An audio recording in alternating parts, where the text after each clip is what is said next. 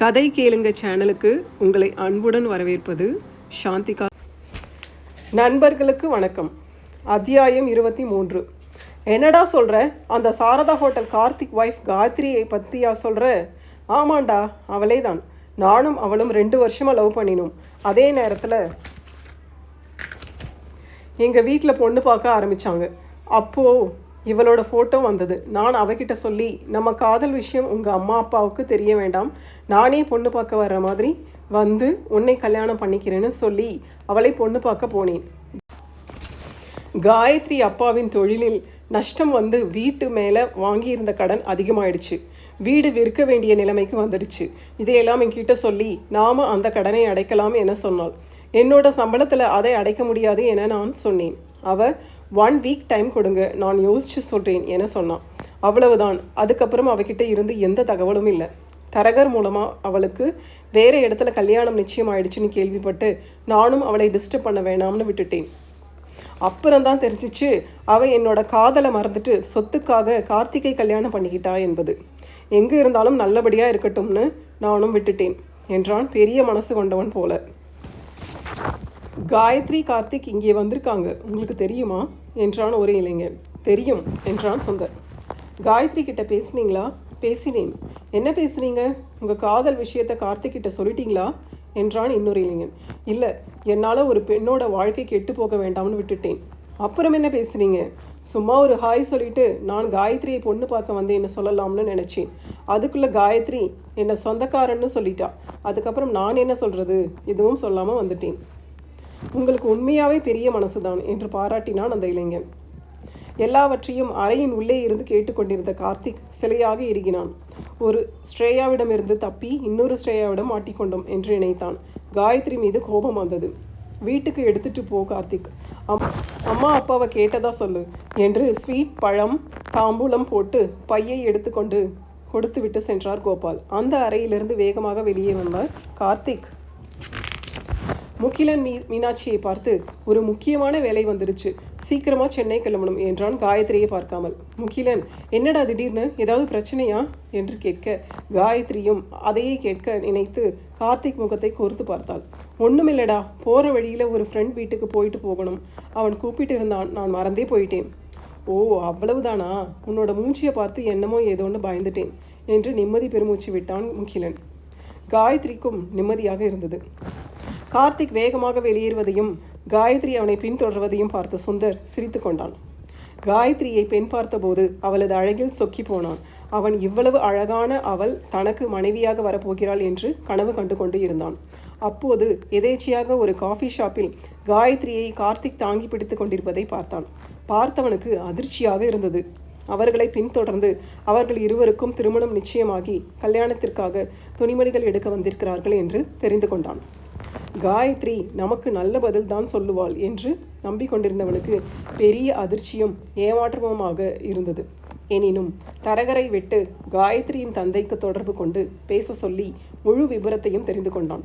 தன்னை விட்டுவிட்டு இன்னொருவனை திருமணம் செய்து கொள்ள தயாரான காயத்ரி மீது கோபம் வந்தது. சமயம் கிடைக்கும்போது அவளை பழித்தீர்க்க வேண்டும் என்று காத்து கொண்டிருந்தான். அந்த சமயம் இன்று கிடைத்தது. பழி தீர்த்து கொண்டான். கடலூர் வீட்டுக்கு சென்று கார்த்திக், காயத்ரி உடையை மாற்றிக்கொண்டு சென்னையை நோக்கி கிளம்பினார்கள். வெகு தூரம் நிற்காமல் சென்று கொண்டிருந்தான் கார்த்திக். காயத்ரி அவனிடம், எந்த ஃப்ரெண்டு வீட்டுக்கு போகிறோம்? எங்கே இருக்கு அவங்க வீடு? இப்போவே லேட் ஆயிடுச்சு என்று யோசனையாக கேட்டாள். ஆமாம், லேட் ஆயிடுச்சு, அதான் நான் அவனுக்கு ஃபோன் பண்ணி நான் வரலன்னு சொல்லிட்டேன். அப்படியா? போகலைன்னு தெரிஞ்சிருந்தா இன்னும் கொஞ்ச நேரம் மீனாட்சி கிட்ட பேசிட்டு வந்திருக்கலாம் என்று குறை கூறும் குரலில் கூறினாள். அதை கேட்ட கார்த்திக், இப்போ இதுதான் இங்கே ரொம்ப குறைச்சலாக இருக்குது, கொஞ்சம் வாயை மூடிக்கிட்டு என்னை நிம்மதியாக கார் ஓட்ட விடு என்று அடிக்குரலில் சீறினான். கணவனின் மனநிலையையும் அவனது கோபத்தின் காரணமும் புரியாமல் அமைதியானாள் காயத்ரி. அப்படியே உறங்கியும் போனாள். அப்படியே சென்னைக்கு வந்து சேர்ந்தாள். அடுத்த நாள் காலை எழுந்ததும் கார்த்திக் உடைந்த லேப்டாப்பை எடுத்துக்கொண்டு லேப்டாப் பழுது பார்க்கும் கடைக்கு சென்று அதிலிருந்த ஹார்ட் டிஸ்கை எடுத்து அமெரிக்கா விசாவுக்கு தேவையான எல்லாவற்றையும் திரும்பவும் சேகரித்தான். விசா இன்டர்வியூ சென்று விசாவை வாங்கினான். அவனது கம்பெனி அவனுக்கு 5 நாட்களில் அமெரிக்கா செல்வதற்கான விமான டிக்கெட் எடுத்து கொடுத்தது. அன்று மாலை 5 மணி அளவுக்கு வீட்டுக்கு வந்தவன் சாரதாவிடம், அம்மா, எனக்கு அமெரிக்கா விசா கிடைச்சிடுச்சு, இன்னும் 5 நாளில் நான் அமெரிக்கா கிளம்புறேன் என்றான். ராதாகிருஷ்ணன், காயத்ரி அங்கே நின்று கொண்டிருந்தார்கள். எல்லோருக்கும் அதிர்ச்சிதான். சாரதா ராதாகிருஷ்ணனை பார்த்தாள். கார்த்திக்கிடம், சாரதா, நீ அமெரிக்கா போயே ஆகணுமா? நீ எங்களுக்கு ஒரே பிள்ளை, உன்னை விட்டுட்டு நாங்கள் எப்படி சந்தோஷமாக இருக்க முடியும் என்று ஆரம்பித்த அவரை இடைமறித்தான் கார்த்திக். அம்மா, திரும்பவும் இதே கதையை சொல்லாதீங்க. நீங்கள் இதை சொல்லி தான் எனக்கு இந்த கல்யாணத்தை பண்ணி வச்சிங்க. நீங்கள் சொன்ன மாதிரி நான் கல்யாணத்தை பண்ணிக்கிட்டேன். அதே மாதிரி நீங்களும் நான் அமெரிக்கா போகிறதை தடுக்கக்கூடாது. உங்கள் விருப்பத்தை நான் மதித்து நீங்கள் சொன்ன மாதிரி நடந்துக்கிட்டேன். என்னை என் விருப்பத்துக்கு விடுங்க என்று முடித்துவிட்டு அங்கிருந்து சென்று விட்டான். சாரதா கண் கலங்கினார். காயத்ரி அறைக்கு சென்று கார்த்திக்கிடம், உங்களுக்கு அமெரிக்கா போகிறது தான் விருப்பம் என்றால் போயிட்டு வாங்க. நான் உங்களுக்காக எத்தனை வருஷமானாலும் காத்துக்கிட்டு இருப்பேன். அதை நீங்கள் மனசில் வச்சுக்கோங்க என்றால் வருத்தத்தை மறைத்து கொண்டு.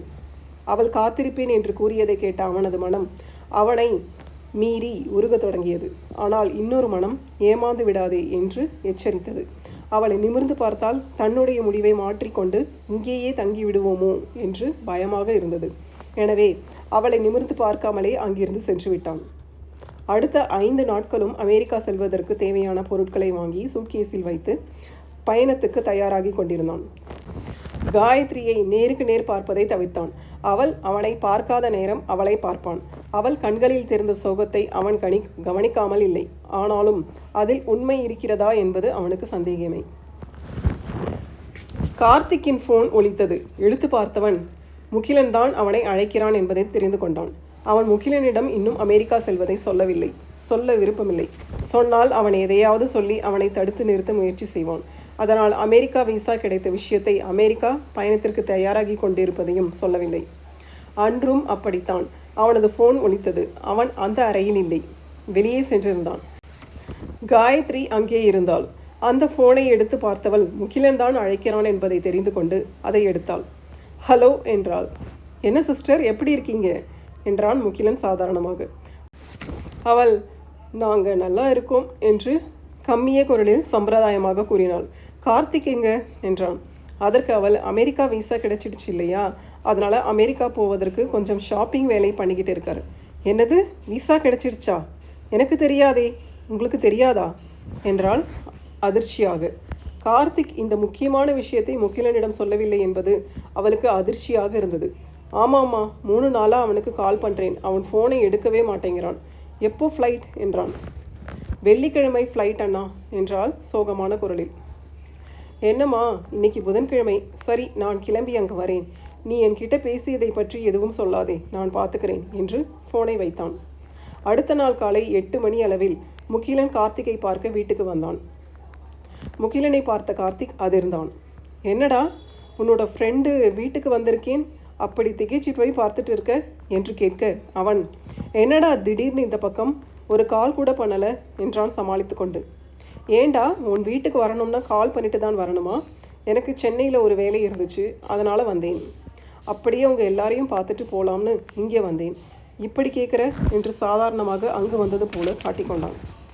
காயத்ரி, வாங்கண்ணா, என்ன சாப்பிட்றீங்க என்று விசாரித்தாள். முகிலன், எனக்கு கொஞ்சம் மோர் எடுத்துட்டு வாமா, போதும் என்றான். பேச்சு குரல் கேட்டு உள்ளிருந்து வெளியே வந்த சாரதா, வாப்பா முகிலன், எப்படி இருக்க? மீனாட்சி எப்படி இருக்கா? அப்பா அம்மா எப்படி இருக்காங்க என்று விசாரித்தார். அவரும் சோகமாக இருப்பது நன்கு தெரிந்தது. நாங்கள் நல்லா இருக்கோம், நீங்கள் எப்படி இருக்கீங்க என்று பேச ஆரம்பித்த சாரதாவிடமிருந்து கார்த்திக் முகிலனை திசை திருப்ப விரும்பி பதட்டத்தில், உன்கிட்ட ஒரு முக்கியமான விஷயம் பேசணும், ரூமுக்கு போகலாமா என்றான். அப்புறம்தான் ஞாபகம் வந்தது, அறையில் அவன் அமெரிக்கா செல்வதற்காக தயாராக வைத்திருந்த சூட்கேஸுகள் உள்ளன. அதனை இவன் பார்த்துவிட்டால் கார்த்திக் அமெரிக்கா போவது தெரிந்துவிடும். எனவே அவன் சமாளித்து கொண்டு, சரி ரூம் வேணாம்டா, காற்று வாங்கிட்டு தோட்டத்தில் உட்கார்ந்து பேசலாம் வாடா என்று கூப்பிட்டு கொண்டு தோட்டத்து பக்கம் நடந்தான். அப்போது அங்கு வந்த கமலாமா, என்னப்பா முகிலா, நல்லா இருக்கியா? மீனாட்சி நல்லா இருக்கா என்று விசாரிக்க, முகிலன், நாங்கள் எல்லாம் நல்லா இருக்கோம், நீங்கள் எப்படி இருக்கீங்க என்று அவரது நலனை விசாரித்தான். ஏதோ இருக்கும், தம்பி தான் அமெரிக்கா கிளம்பிட்டு இருக்கு, அம்மா எவ்வளவு சொன்னாலும் கேட்க மாட்டேங்குது, நீ தான் கொஞ்சம் சொல்லேன்பா என்று போட்டு உடைத்தார். முகிலன் வெகு நேரமாக எதிர்பார்த்து கொண்டிருந்த வாய்ப்பு அவனுக்கு கிடைத்தது. அவன் கார்த்திக்கை ஒரு முறை முறைத்துவிட்டு, நான் கண்டிப்பாக பேசுகிறேன்மா என்று கலா அம்மாவை அனுப்பினான். என்னடா இவ்வளோ முக்கியமான விஷயத்தை என்கிட்ட சொல்லாமல் மறைச்சிட்டேன்? நான் உனக்கு அவ்வளவு அந்நியமாக போயிட்டேன் இல்லடா? தப்பாக நினச்சிக்காதடா, ரொம்ப பிஸியாக இருந்தேனா, அப்புறம் சொல்லலாம்னு நினைச்சேன் என்று சமாளித்தான் கார்த்திக். அந்த பஞ்சாயத்தை அப்புறம் வச்சுக்கலாம். சரி, நீ இன்னும் உன்னோட லவ்வை காயத்ரி கிட்ட சொல்லலையா? அட போடா, உனக்கு ஒன்றுமே தெரியாது. சரி, உனக்கு தான் எல்லாம் தெரியுமே, நீ சொல்லு, நான் தெரிஞ்சுக்கிறேன் என்று அவன் விடாப்பிடியாக கேட்க, கார்த்திக் வேறு வழியின்றி சுந்தர் பேசி கொண்டிருந்ததை கூறினான். அத்தியாயம் 24. முகிலன் முதலில் அதிர்ச்சியானான். பின்பு காயத்ரி லவ் பண்ணி இருப்பாங்கன்னு எனக்கு தோணலை. ஒருவேளை லவ் பண்ணி இருந்தாலும் என்ன தப்பு? அது அவங்களோட பாஸ்ட் லைஃப். அதை பற்றி உனக்கு என்னடா? இல்லைடா, காயத்ரி சுந்தரை லவ் பண்ணிட்டு சொத்துக்காக என்னை கல்யாணம் பண்ணிக்கிட்டு இருக்கா. அதுவும் என்கிட்ட இந்த விஷயத்தை மறைச்சி என்னை பிடிச்சுதான் கல்யாணம் பண்ணிக்கிறேன்னு பொய் சொல்லி என்னை ஏமாற்ற ட்ரை பண்ணியிருக்கா என்று முகம் சிவக்க கோபத்துடன் வலியுடன் கூறினான். இதில் ஏதோ குழப்பம் இருக்குது. நாம் காயத்ரி சிஸ்டர் கிட்ட இதை பற்றி கேட்டு பார்ப்போம் என்றான் முகிலன். கார்த்திக், அவள் என்னடா சொல்ல போறா? லவ் பண்ணி பொண்ணு பார்க்குற வரைக்கும் வந்த சுந்தரை தூரத்து சொந்தக்காரன் என என்கிட்ட பொய் சொல்லி அறிமுகப்படுத்தினா. அவள் எப்படி என்கிட்ட உண்மையை சொல்லுவா? அப்படியே அவள் என்கிட்ட ஏதாவது சொன்னாலும் நான் அதை நம்ப போவது கிடையாது என்றான் வெறுப்புடன். முகிலன் என்ன செய்வது என்று சிறிது நேரம் யோசித்தான். சரி, பொண்ணு பார்க்க சுந்தர் வந்திருக்கான்னு சொல்கிற, நாம் காயத்ரி சிஸ்டர் அப்பா கிட்ட கேட்டு பார்ப்போம். அதுக்கப்புறம் நீ எந்த முடிவு எடுத்தாலும் நான் அதுக்கு ஒத்துக்கிறேன் என்றான் முகிலன். முகிலன் காயத்ரி தாய் வீட்டுக்கு செல்ஃபோன் மூலம் தொடர்பு கொண்டான். ஃபோனை ஸ்பீக்கரில் போட்டான். ஸ்ரீனிவாசன் ஃபோனை எடுத்தார். ஹலோ அங்கிள், எப்படி இருக்கீங்க? நான் முகிலன் பேசுகிறேன் என்றான். நான் நல்லா இருக்கேன், நீ எப்படிப்பா இருக்க என்று விசாரித்தார். நாங்கள் எல்லாரும் நல்லா இருக்கோம் அங்கிள். எனக்கு ஒரு சின்ன ஹெல்ப் வேணும். சொல்லுப்பா. நான் இப்போது சென்னையில் தான் இருக்கேன். என்னோடய ஃப்ரெண்ட் சிஸ்டருக்கு மாப்பிள்ளை பார்த்துட்டு இருக்கோம். ஒரு வரன் வந்திருக்கு. பேரு சுந்தர், பேங்க் எம்ப்ளாயி, பார்க்க நல்லா இருக்கிறார். அவர் காயத்ரி சிஸ்டரை பெண் பார்க்க வந்திருந்ததா பேசிட்டு இருந்தப்போ சொன்னார். உண்மைதானா? பையன் எப்படி, நல்லவரா என்று விசாரித்தான். ஸ்ரீனிவாசன், சுந்தர் நல்லவர்தான், காயத்ரியை பெண் பார்க்க இங்கு வந்திருக்கிறார் என்று கூற முகிலனும் கார்த்திக்கும் ஏமாற்றம் அடைந்தனர். அதற்கு மேல் என்ன பேசுவது என்று முகிலனுக்கு தெரியவில்லை. அப்படியா அங்கிள்? சரிங்க அங்கிள், மற்றதை நான் நேரில் வந்து பேசுகிறேன் என்று கூறி சமாளித்து ஃபோனை வைத்தான். முகிலன் பேச்சில்லாமல் முழிக்க, கார்த்திக், இப்போ என்னடா சொல்கிற என்று கேட்டான். முகிலனுக்கு மோர் கொடுப்பதற்காக காயத்ரி அங்கே வந்தாள். அவளை கண்டதும் இருவரும் மௌனமானார்கள். கார்த்திக் கோபத்தின் உச்சியில் இருந்தான்.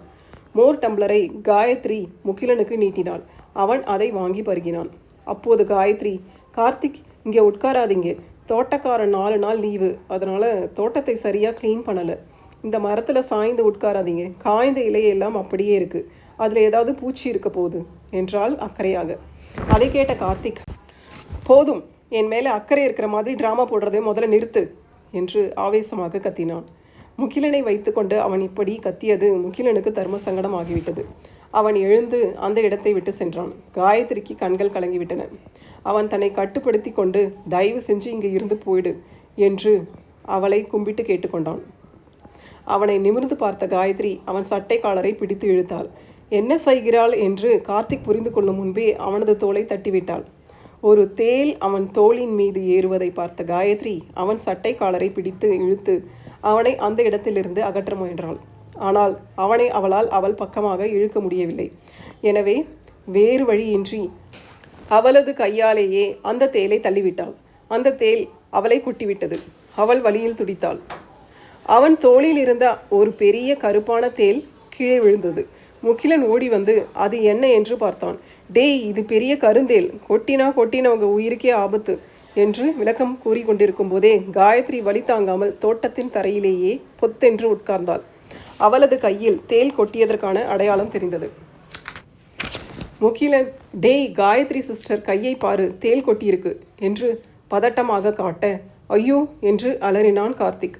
தூக்குடா, ஹாஸ்பிட்டல் போகணும் என்று முகிலன் கூற கார்த்திக் காயத்ரியை தூக்கினான். அதற்குள் முகிலன் பக்கத்தில் தொங்கிக் கொண்டிருந்த ஒரு கயிறை பிடித்து இழுத்து வெட்டி காயத்ரி கையில் கட்டினான்.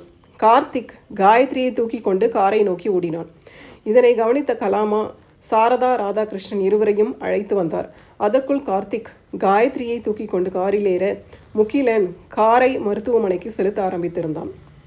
மருத்துவமனைக்கு உள்ளே நுழைந்த கார்த்திக் அங்கே இருந்த நர்ஸிடம், என்னோட ஒய்ஃப் கையில் தேல் கொட்டிடுச்சு, கொஞ்சம் பாருங்க என்று பதட்டத்துடன் சத்தமாக கத்தினான். அந்த வழியிலும் கார்த்திக் தன்னை ஒய்ஃப் என்று முதன்முறையாக சொன்னதை கேட்டு சந்தோஷமாக இருந்தது காயத்ரிக்கு. இங்கேயெல்லாம் இப்படி கத்தக்கூடாது, கொஞ்சம் பொறுமையாக இருங்க. என்ன நர்ஸ் பொறுமையாக இருக்க சொல்கிறீங்க, தேல் கொட்டிடுச்சுன்னு சொல்கிறேன் என்று நர்ஸிடம் சண்டை போட்டான். சத்தம் கேட்டு வெளியே வந்த மருத்துவர், என்ன பிரச்சனை இங்கே என்றார். கார்த்திக், என்னோட பொண்டாட்டியை பெரிய கருந்தேல் கொட்டிடுச்சு, கொஞ்சம் பாருங்க டாக்டர் என்று மருத்துவரிடம் பணிவாக கேட்டுக்கொண்டான். சரி என்று காயத்ரியை உள்ளே அழைத்து சென்று சிகிச்சையை ஆரம்பித்தார் மருத்துவர். ராதாகிருஷ்ணன் சாரதா அங்கு வந்து சேர்ந்தனர். விசாரித்து நடந்ததை தெரிந்து கொண்டனர். சிகிச்சை முடிந்து வெளியே வந்த காயத்ரி அனைவரையும் பார்த்தாள். கார்த்திக் இன்னும் பதட்டமாகவே இருந்தான். நர்ஸ் வெளியே வந்து கார்த்திக்கிடம், என்னப்பா இன்னும் பதட்டமாகவே இருக்க, உன் பொண்டாட்டிக்கு ட்ரீட்மெண்ட் முடிஞ்சிருச்சு, அவங்களுக்கு இனிமே எந்த பிரச்சனையும் கிடையாது, கொஞ்சம் டயர்டாக இருக்காங்க, வீட்டுக்கு கூட்டிகிட்டு போய் ரெஸ்ட் எடுக்க சொல்லுங்க என்று பொதுவாக சொன்னார். அனைவரும் வீட்டுக்கு திரும்பினர். காயத்ரி அறையில் ஓய்வெடுத்து கொண்டிருந்தாள். முகிலன் கார்த்திக்கிடம் வந்தான். என்னடா இப்போ நடந்ததை பார்த்தியா? காயத்ரி சிஸ்டர் அவங்க உயிரை கூட பெருசாக நினைக்காமல் அந்த தேல்கிட்ட இருந்து உன்னை காப்பாற்றியிருக்கிறாள். இன்னுமாடா அவங்க உன் மேலே வச்சிருக்கிற காதலும் பாசமும் உனக்கு புரியலை? புரிஞ்சிச்சுடா, எனக்கு நல்லாவே புரிஞ்சு போச்சுடா, இனிமே அவளை நான் தப்பாக நினைக்க மாட்டேன் என்று உறுதியாக கூறினான். அப்போது விஷயம் தெரிந்து ஸ்ரீனிவாசனும் சரளாவும் அங்கு வந்து சேர்ந்தனர். இருவரும் காயத்ரியை பார்ப்பதற்காக அவள் அறைக்குள் சென்று வந்தனர். அவள் சோர்வாக இருந்தாள். பெற்றோர்களை பார்த்ததும் காயத்ரி, வாங்கம்மா வாங்கப்பா என்றாள். இப்போ எப்படி இருக்க காயத்ரி என்றார் சாரதா பதட்டமும் சோகமுமாக. காயத்ரி, இப்போ பரவாயில்லம்மா என்றாள் மெல்லிய குரலில். எழுந்து உட்கார முயன்றாள். ஸ்ரீனிவாசன், வேண்டாம், நீ ரெஸ்ட் எடுமா என்று கூறிவிட்டு அறையை விட்டு இருவரும் சென்றனர். சரளா கலக்கமாக இருந்தார். சாரதா அவருக்கு ஆறுதல் சொல்லி கொண்டிருந்தார். எப்படி நடந்தது என்று சரளாவுக்கு சாரதா விவரித்து கொண்டிருந்தார்.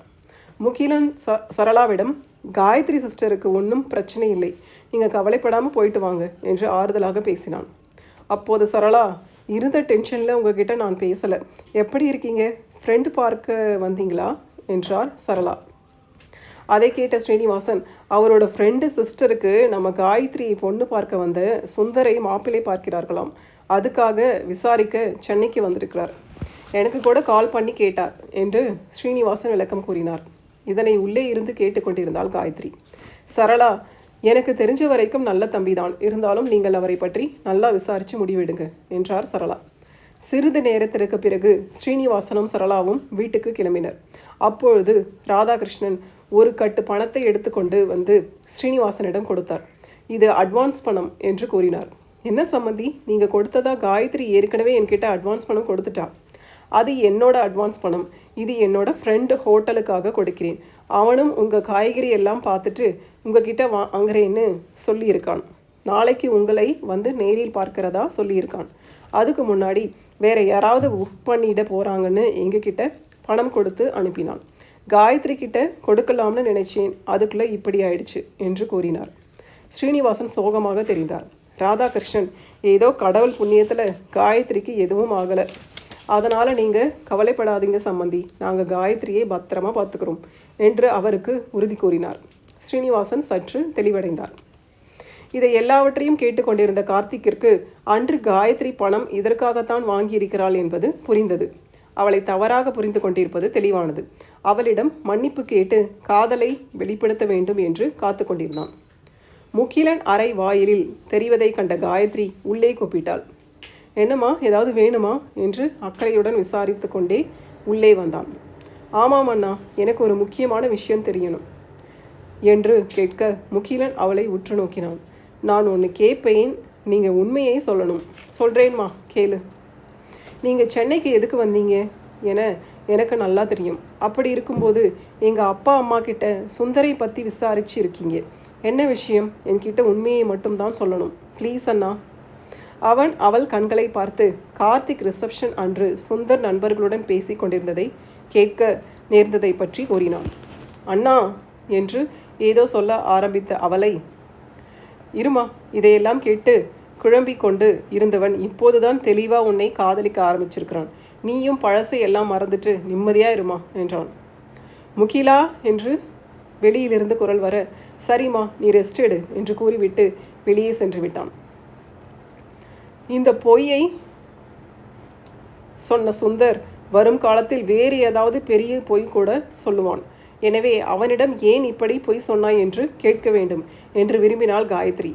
அன்று மாலை 4 மணி அளவில் ராதாகிருஷ்ணன் ஹோட்டலில் இருக்க சாரதா தூங்கிக் கொண்டிருந்தார். முகிலன், கார்த்திக் வெளியே சென்றிருந்தனர். அவளுடைய செல்போனை எடுத்து சுந்தருடைய நம்பருக்கு தொடர்பு கொண்டாள். உங்ககிட்ட முக்கியமாக ஒரு விஷயம் பேசணும். கொஞ்சம் எங்கள் வீட்டுக்கு பக்கத்தில் இருக்கிற பார்க் வர முடியுமா என்றாள். அவன் மறுப்பேதும் சொல்லாமல் சரி வரேன் என்று ஃபோனை வைத்துவிட்டு கிளம்பி வந்து சேர்ந்தான். காயத்ரி அவனுக்காக காத்து கொண்டிருந்தாள். அவளுக்கு இன்னும் சோர்வாகத்தான் இருந்தது. எனினும் இன்று இதனை பேசி முடித்து விட வேண்டும் என்று தீர்மானித்து இங்கு கிளம்பி வந்திருந்தாள். அவனை பார்த்ததும் எதுக்காக அப்படி பொய் சொன்னீங்க என்றாள். அவனை நேராக நிமிர்ந்து பார்த்து அவன் எதுவும் பேசாமல் அவளை பார்த்து கொண்டே இருக்க, அதே பூங்காவில் உட்கார்ந்திருந்த கார்த்திக் மற்றும் முகிலன் இவர்களை பார்க்க நேர்ந்தது. கார்த்திக், இவள் இந்த நிலைமையில இங்கே ஏன் வந்திருக்கா என்று அவளிடம் போக எழுந்திருக்க, முகிலன், கொஞ்சம் வெயிட் பண்ணுடா, காயத்ரி கேட்டதற்கு அவன் பதில் சொல்லட்டும் என்று அவனை நிறுத்தினான். அத்தியாயம் 25. சுந்தர், எப்படி உன்னை பொண்ணு பார்க்க நான் வருவேனாம், நீ சரி சொல்கிறதுக்கு என்கிட்ட 1 வீக் டைம் கேட்பியாம், அப்புறம் அந்த ஒரே வாரத்தில் என்னை மறந்துட்டு எனக்கு எந்த பதிலும் சொல்லாமல் வேற ஒருத்தன் கூட காஃபி ஷாப்பில் கொஞ்சி குலாவி கொண்டு இருப்பியாம். காஃபி ஷாப்பில் அவன் உன்னை தாங்கி பிடிச்சிக்கிட்டு இருந்ததை நானும் பார்த்துட்டு தானே இருந்தேன். அவனை பார்க்கும்போது உன் முகத்தில் என்ன ஒரு சந்தோஷம். அப்புறம் தரகர்கிட்ட சொல்லி உங்கள் அப்பாவுக்கு கால் பண்ணி கேட்டால் அவன் கூட உனக்கு கல்யாணம் நிச்சயம் ஆயிடுச்சுன்னு தெரிய வந்துச்சு. உன்னை கல்யாணம் பண்ணிக்கிட்டு சந்தோஷமாக இருக்கணும்னு ஆசைப்பட்டுக்கிட்டு இருந்த எனக்கு எவ்வளோ ஏமாற்றமாக இருந்துச்சு தெரியுமா? அப்போது நினைச்சேன் உன்னை பழி வாங்கணும்னு. ஆனால் எனக்கு அந்த வாய்ப்பு அன்னைக்கு தான் கிடச்சிது. அதான் பிளான் பண்ணி கார்த்திக் காதில் விழற மாதிரி பேசினேன். நான் எதிர்பார்த்த மாதிரி அவனும் உன்னை தப்பாக புரிஞ்சுக்கிட்டான். ஏன் இப்படி செஞ்ச? சரி, நான் தப்பு பண்ணி இருக்கேன்னே வச்சுப்போம். அதுக்கு நான் உன்கிட்ட சாரி கேட்கிறேன். நீ கார்த்திக் கிட்ட உண்மையை சொல்லு ப்ளீஸ் என்றாள் கெஞ்சும் குரலில். அவன், நான் ஏன் அப்படி சொல்லணும்? அடுத்தது என்னோட பிளான் என்ன தெரியுமா? நீயும் நானும் இன்னும் கள்ளக்காதல் பண்ணிக்கிட்டு இருக்கோம்னு சொல்கிறது தான் என்றான் ஒரு மாதிரி சிரித்து கொண்டே. என்னடா சொன்ன என்று அவன் கன்னத்தில் ஓங்கி ஒரு அறை வைத்தாள். அவன் எதிர்பார்க்காத நேரத்தில் விழுந்த அடி கோபத்தை இன்னும் அதிகரிக்க, சுந்தர் ஆவேசமாக அவளது கையை பிடித்து இழுத்து அவளை அறைய கை ஓங்கினான். அப்போது அந்த கையை தடுத்தது ஒரு கை. திரும்பிய சுந்தர் அதிர்ந்தான். கார்த்திக் அங்கே நின்று கொண்டிருந்தான். எவ்வளவு தைரியம் இருந்தால் என்னோட காயத்ரியை அடிக்க கை ஓங்குவ என்று கோபமாக அவனை சில குத்துகள் குத்தினான். கார்த்திக்கின் பலமான குத்துகளால் கீழே சுருண்டு விழுந்தான் சுந்தர். என்னுடைய காயத்ரி என்று கார்த்திக் வாயால் கேட்ட காயத்ரி அவனை ஆச்சரியமாக பார்த்தாள். கார்த்திக் காயத்ரி பக்கம் திரும்பி, sorry, I am really sorry, உன்னை நான் தப்பாக புரிஞ்சுக்கிட்டு ரொம்ப கஷ்டப்படுத்திட்டேன், என்னை மன்னிச்சிரு என்று அவனுடைய 2 கைகளையும் பிடித்து கொண்டு கேட்டான். அவள் அவனுடைய கைகளை அவள் கன்னங்களில் வைத்தாள். ஆனால் ஒரே ஒரு கண்டிஷன், நீங்கள் என் கூடவே எப்பவும் இருக்கணும் என்றாள். முகிலன் அங்கு வந்து, நீங்கள் போக சொன்னாலும் அவன் போக மாட்டான், அமெரிக்கா ஃப்ளைட் டிக்கெட் கேன்சல் பண்ணிட்டான் என்று கூற காயத்ரி கண்களிலிருந்து ஆனந்த கண்ணீர் வழிந்தது. காயத்ரி கார்த்திக்கை வைத்த கண் வாங்காமல் பார்த்து கொண்டே இருக்க, கார்த்திக், நம்ப முடியலையா? உண்மைதான், நான் இனிமே இந்த ட்ரீமிங் கேர்ள் கூடத்தான் இருக்க போகிறேன் என்று அவளை இழுத்து அணைத்து கொண்டான். சரிடா, நான் இன்னும் இங்கே தான் இருக்கிறேன் என்று பார்வையை வேறு பக்கம் திருப்பினான் முகிலன். என்னடா, ஏண்டா இன்னும் இங்கே இருக்கிற என்று கேட்க, கார்த்திக், சரி நான் அப்படியே கிளம்புறேன் என்று கிளம்பினான் முகிலன். கடலூருக்கு நிம்மதியான மனதுடன் சென்றான். காரில் ஏறியதும் காயத்ரி பார்க் பக்கத்தில் கார்த்திக்கின் முகத்தை பார்க்காமல் செயலை மட்டுமே பார்த்து காதலித்ததை கூற அதனை ஆச்சரியத்தோடு கேட்டு அவள் காதலை புரிந்து கொண்டு அவள் உச்சியின் மீது அவனுடைய இதழை பதித்தான் கார்த்திக். வீடு வந்த கார்த்திக், அம்மா, அப்பா என்று அழைத்தான். இருவரும் அங்கு வந்தனர். என்னம்மா காயத்ரி, உடம்பு சரியில்லாத நேரத்தில் எங்கே வெளியே போயிட்டு வர என்று கேட்டார் சாரதா அக்கறையாக. காயத்ரி என்ன சொல்வது என்று யோசிக்கும் பொழுதே கார்த்திக், அம்மா அவள் என் கூட தான் வந்தா, சும்மா பக்கத்தில் பார்க் போயிட்டு வந்தோம் என்று சமாளித்தான். சரிம்மா, நீ போய் ரெஸ்ட் எடு என்றார் சாரதா. அம்மா, நான் அமெரிக்கா போக போவது கிடையாது. நான் இங்கேயே இருந்து நீங்கள் ஆசைப்பட்ட மாதிரி பிஸ்னஸை பார்த்துக்க போகிறேன். உங்கள் எல்லோருக்கும் சந்தோஷம்தானே என்று கேட்டான். இதை கேட்ட பெற்றோர்கள் மிகுந்த மகிழ்ச்சி அடைந்தனர். ரொம்ப சந்தோஷம்ப்பா, நல்ல முடிவு எடுத்திருக்க, எங்களுக்கு இருந்த பெரிய கவலை போயிடுச்சு என்று மகிழ்ந்தார் ராதாகிருஷ்ணன். எனக்கு தெரியும் கார்த்திக், நீ இந்த முடிவை தான் எடுப்பாய் என்று நான் எதிர்பார்த்தேன். ரொம்ப சந்தோஷம் என்று கண் கலங்கினார் சாரதா. காயத்ரி, கிளம்பிட்டியாமா என்று கேட்டார் சாரதா. இதோ வந்துட்டேன் அத்தை என்றபடி கையில் 1 வயது குழந்தை கீர்த்தனாவுடன் வந்தாள் காயத்ரி. நாம் 2 பேரும் இங்கே கிளம்பி ரெடியாக இருக்கிறோம். ஆனால் கார்த்திக்கும் உன் மாமாவும் இன்னும் வரலையே என்று கேட்டார் சாரதா. இதோ வந்துட்டோம் என்றபடி வந்து கொண்டிருந்தான் கார்த்திக். அவன் கையில் 4 வயது குழந்தை கமலேஷ் இருந்தான். எல்லாம் இவனால தான். இவனை குளிக்க வைத்து ரெடி பண்ணுறதுக்குள்ளே நானும் அப்பாவும் டயர்டாயிட்டோம் என்று சோஃபாவில் பொத்தென்று உட்கார்ந்தான் கார்த்திக். ஒரு நாள் கிளப்பவே உங்களுக்கு இவ்வளோ கஷ்டமாக இருக்கா? நானும் அத்தையும் தினமும் இவனை இப்படித்தான் ஸ்கூலுக்கு ரெடி பண்ணுறோம் என்றாள் காயத்ரி. அப்போது கமலேஷ் ஓடி வந்து கார்த்திக்கின் முதுகில் ஏறி அமர்ந்து கொண்டான். அப்பா வாங்க, உப்பு மூட்டை விளையாடலாம் என்று கூப்பிட்டான். டேய், நானே இப்போதாண்டா உட்கார்ந்தேன், அது உனக்கு பொறுக்கலையா? ஏண்டா இப்படி கேப் விடாமல் அடிக்கிற? கொஞ்சம் ரெஸ்ட் கொடுடா. பிஸ்னஸில் எவ்வளவு சிக்கல் வந்தாலும் சமாளித்து விடலாம் போல இருக்கு. உன் ஒருத்தனை என்னால் ஒரு நாள் கூட சமாளிக்க முடியலடா என்றான் கார்த்திக் சோர்வாக. அதுக்குள்ளே டயர்டானா எப்படிடா? நீ பண்ண குறும்புத்தனத்தில் இவன் இன்னும் ஒரு பாதி கூட பண்ணலை என்றார் சாரதா மகனை பார்த்து சிரித்தபடி. இதுக்கு மேலே என்னால் தாங்க முடியாது. காயத்ரி, நீயாச்சு உன் பையனாச்சு, என் பொண்ணை என்கிட்ட கொடு என்று காயத்ரி கையில் இருந்த குழந்தையை வாங்கினான் கார்த்திக். என் பட்டு தங்கம், எவ்வளவு க்யூட்டாக இருக்கா பாரு, என் பொண்ணு அப்படியே என்னை மாதிரி என்று அவள் கன்னத்தில் ஒரு முத்தம் கொடுத்தான். இன்னும் கொஞ்ச நாள் போகட்டும், அவள் பண்ணுற சேட்டை உங்களுக்கு தெரியும் கமலேஷ். கண்ணா வாடா தங்கம் என்று காயத்ரி 2 கைகளையும் நீட்டி அவனை கூப்பிட, அம்மா என்று அவனிடம் ஓடி வந்தாள் கமலேஷ். அம்மானா அம்மாதான், இந்த அப்பாவுக்கு என் கூட விளையாடவே தெரியல என்று தந்தையை பற்றி புகார் கோரினான் மகன். அம்மா வாங்க, நாம் போய் கொஞ்ச நேரம் ஊஞ்சல் ஆடலாம் என்று கூப்பிட்டான் கமலேஷ். பாத்தியா, உன் பையன் அப்படியே உன்னை மாதிரி ஆனா அந்த ஊஞ்சலுக்கு போயிட்டு அங்கே போய் ஊஞ்சல் ஆடுறான். போங்க போங்க, போய் நல்லா ஆடுங்க என்றான் கார்த்திக். கமலேஷ், இப்போ நமக்கு நிறைய வேலை இருக்கு, அப்புறம் போகலாம் என்றாள் காயத்ரி. குழந்தை ஆசைப்படுறான் இல்லைம்மா, இன்னும் டைம் இருக்கு, சம்மந்தி வரணும், நீங்கள் போய் ஒரு 5 நிமிஷம் விளையாடிட்டு வாங்க என்றார் ராதாகிருஷ்ணன். ஐயா ஜாலி ஜாலி, வாங்க போகலாம் என்று தாயின் கையை பிடித்து இழுத்தான். சரிடா, ஆனால் 5 மினிட்ஸ் தான் என்றாள் காயத்ரி கராராக. சரிம்மா என்று கூறிவிட்டு தாயுடன் ஊஞ்சலுக்கு சென்றான். அங்கு இருவரும் ஊஞ்சல் ஆடினர். சிறிது நேரத்தில் அங்கு கார்த்திக் குழந்தை கீர்த்தனாவுடன் வந்தாள். என்ன, எங்களை கிண்டல் பண்ணிட்டு இப்போ நீங்களும் குழந்தையை தூக்கி கொண்டு இங்கே வந்திருக்கீங்க என்று கேட்டாள் காயத்ரி. நீ இருக்கிற இடம்தான் எனக்கு சொர்க்கம், அது நாடாக இருந்தாலும் சரி, வீடாக இருந்தாலும் சரி, இல்லை இந்த ஊஞ்சலாக இருந்தாலும் சரி என்றபடி காயத்ரியின் கன்னத்தை மென்மையாக தட்டினான். எனக்கும் அப்படித்தான் என்றாள் காயத்ரி. காயத்ரி கமலேஷை மடியில் வைத்துக்கொண்டு ஊஞ்சலில் அமர்ந்திருந்தாள். அவள் பக்கத்தில் கீர்த்தனாவுடன் கார்த்திக் அமர்ந்திருந்தான். காயத்ரி கார்த்திக்கின் தோள் மீது சாய்ந்து கொண்டாள். நால்வரும் சிறிது நேரம் ஒன்றாக ஊஞ்சலாடினர். முகிலன், மீனாட்சி, குழந்தை அஜய் உள்ளே நுழைந்தனர். வாங்க வாங்க என்று இருவரையும் அழைத்தனர் காயத்ரியும் கார்த்திக்கும். அஜய், கண்ணா வாங்க என்று 5 வயது குழந்தையை தனியாக வரவேற்றான் கார்த்திக். சூப்பர்டா, இரு ஒரு ஃபோட்டோ எடுக்கிறேன் என்றவன் கையில் இருந்த ஃபோனில் ஒரு ஃபோட்டோ எடுத்தான்.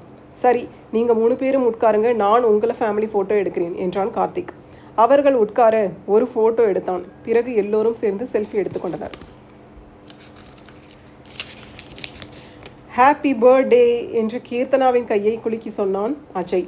தேங்க்ஸ்டா கண்ணா என்றாள் காயத்ரி. கமலேஷ் அஜயிடம் வந்தான். அஜய் வா, நாம் 2 பேரும் போய் விளையாடலாம் என்று கூப்பிட்டு கொண்டு வீட்டுக்குள் சென்றான். அப்புறம் அஜய்க்கு எப்போ தங்கச்சி பாப்பா பிளான் பண்ண போறீங்க என்று கேட்டான் கார்த்திக். ஒரு சந்தோஷமான விஷயம்டா, மீனாட்சி இப்போது 2 மாதம் முழுகாமல் இருக்கா. ஓ அப்படியா, சூப்பர், கங்க்ராட்ஸ் மீனாட்சி, முகிலன் என்று காயத்ரியும் கார்த்திக்கும் அவர்களை வாழ்த்தினார்கள். சரி வாங்க வீட்டுக்கு போகலாம் என்று காயத்ரி அழைக்க அனைவரும் வீட்டுக்குள் வந்தனர். அதே நேரம் ஸ்ரீனிவாசன் சரளா வந்தனர். வா முகிலன், மீனாட்சி வாங்க வாங்க, வாங்க சம்பந்தி வாங்க என்று சாரதாவும் ராதாகிருஷ்ணனும் வாயெல்லாம் பல்லாக வரவேற்றனர். சாரதா, சரளா, காயத்ரி 3 பெண்களும் பேபி பிங்க் பட்டுப்புடவையில் அதற்கு ஏற்ற நகைகளுடன் அழகாக இருந்தனர். ராதாகிருஷ்ணன், ஸ்ரீனிவாசன், கார்த்திக் மூவரும் கருநீல கோட் சூட்டில் இருந்தனர். குழந்தை கமலேஷ் அதே நிற கோட் சூட்டில் கூலிங் கிளாஸுடன் அமர்க்கலமாக இருந்தான். நீங்கள் எல்லோரும் கிளம்பி ரெடியாக இருக்கீங்க போல இருக்கு, நாங்கள் கொஞ்சம் லேட்டாக வந்துட்டோமா என்று கேட்டார் சரளா. இல்லை இல்லை, கரெக்டான டைமுக்கு தான் வந்திருக்கீங்க என்றார் ராதாகிருஷ்ணன். என்னம்மா, கீர்த்தனாவுக்கு வாங்கின பர்த்டே ட்ரெஸ் போடலையா என்று கேட்டார் சாரதா. இல்லை அத்தை, அதை ஹோட்டலில் போய் போட்டுக்கலாம்னு எடுத்து வச்சிருக்கேன். அதுவும் சரிதான் என்றார் சாரதா. கிளம்பலாம் வாங்க என்று ராதாகிருஷ்ணன் கூற அனைவரும் வெளியில் வந்து காரில் ஏறி ஹோட்டலுக்கு வந்து சேர்ந்தனர். சாரதா ஹோட்டலில் அந்த ஹால் பலூன்கள் மற்றும் வண்ண விளக்குகளால் அலங்கரிக்கப்பட்டிருந்தது. குழந்தைகள் பெற்றோர்களுடன் வந்து கொண்டிருந்தனர். பூக்களால் அலங்கரிக்கப்பட்ட மேடையில் பெரிய பிறந்தநாள் கேக் ஒன்று இருந்தது. வந்தவர்களை வரவேற்று கொண்டிருந்தான் கார்த்திக். தாத்தா பாட்டி உங்களை கூப்பிடுறாங்க வாங்க என்று ராதாகிருஷ்ணனை அழைத்தான் கமலேஷ். அப்படியா கமலேஷ், சரி வா போலாம் என்று அவனை தூக்கி வைத்து கொண்டு சாரதாவிடம் வந்தார். என்ன சாரதா, கூப்பிட்டியா என்று கேட்டார். ஆமாங்க, எனக்கு கொஞ்சம் வேலை இருக்குது, நான் போய் கீர்த்தனாவும் காயத்ரியும் ரெடி ஆகிட்டாங்கன்னு பார்த்துட்டு வரேன், நீங்கள் கெஸ்ட்டுக்கிட்ட பேசிட்டு இருங்க என்றார் சாரதா. சரி சாரதா, நீ போய் பாரு, நான் இவங்களை பார்த்துக்கிறேன் என்றார் ராதாகிருஷ்ணன். சாரதா அறைக்குள் வந்தார். கீர்த்தனா, உன்னோட பேபி பிங்க் ஃப்ராக் ரொம்ப அழகாக இருக்குது. காயத்ரி, உன்னோட பேபி பிங்க் பட்டுப்புடவை ரொம்ப அழகாக, இவளுக்கு மேட்சிங்காக இருக்குது என்று புகழ்ந்தார் சாரதா. தேங்க்ஸ் அத்தை என்றபடி கீர்த்தனாவை தூக்கி கொண்டு எழுந்தாள். கீர்த்தனாவுக்கு முடி முன்னாடி வந்து விழுது பாரு, காட்டு, இங்கே நான் கிளிப் போடுறேன் என்று பேத்தியை பார்த்து பார்த்து அலங்காரம் செய்து கொண்டிருந்தாள் சரளா. போதும் அம்மா, இன்னும் எவ்வளவு நேரம்தான் உங்கள் பேத்திக்கு அலங்காரம் பண்ணுவீங்க, டைம் ஆச்சு, வாங்க போகலாம் என்றாள் காயத்ரி. இருமா, சம்மந்தி திருப்தியாக அலங்காரத்தை முடித்துவிட்டு அப்புறம் போகலாம் என்றார் சாரதா பொறுமையாக. அப்போது அங்கு வந்த ஸ்ரீனிவாசன், சரளா, காயத்ரி நேரமாச்சு, சீக்கிரம் வாங்க, எல்லோரும் வெயிட் பண்ணிட்டு இருக்காங்க என்று பரபரத்தார். நான் அப்பவே சொன்னேன், கேட்டிங்களா என்றான் காயத்ரி தாயிடம். சரி சரி, முடிஞ்சிடுச்சு, போகலாம் வா என்று சரளா அழைக்க அனைவரும் அறையிலிருந்து வெளியில் வந்தனர். அவர்களை பார்த்த ராதாகிருஷ்ணன், கார்த்திக், குழந்தையும் காயத்ரியும் வந்துட்டாங்க பாரு, வா நாம் மேடைக்கு போகலாம் என்று மகனையும் பேரனையும் அழைத்து கொண்டு மேடைக்கு வந்தார் ராதாகிருஷ்ணன். காயத்ரி, மீனாட்சி, முகிலன், அஜய் மூவரையும் அழைத்தாள். அவர்களும் மேடைக்கு வந்தனர். காயத்ரியை பார்த்த கார்த்திக், அம்மாவும் பொண்ணும் பயங்கர அழகாக இருக்கீங்க என்றான் அவளுக்கு மட்டுமே கேட்கும் மெல்லிய குரலில். அப்பாவும் பையனும் செம ஹேண்ட்ஸம் என்றால் காயத்ரி அவனுக்கு மட்டுமே கேட்கும்படி ரகசியமாக. கேக்கில் இருந்த மெழுகுவர்த்தியை ஊதி அணைத்தாள் கீர்த்தனா. எல்லோரும் ஹாப்பி பர்த்டே பாட்டு பாடினர். காயத்ரி கீர்த்தனாவின் கையை பிடித்து கேக்கை வெட்டினாள். கீர்த்தி, பாப்பா அப்பாவுக்கு கேக் கொடுங்க என்று காயத்ரி சொல்ல, கார்த்திக் அம்மாவுக்கு முதல்ல கொடுங்க என்றான். ஆனால் கீர்த்தனா அண்ணனுக்குத்தான் என்று கமலேஷுக்கு கொடுத்தாள்.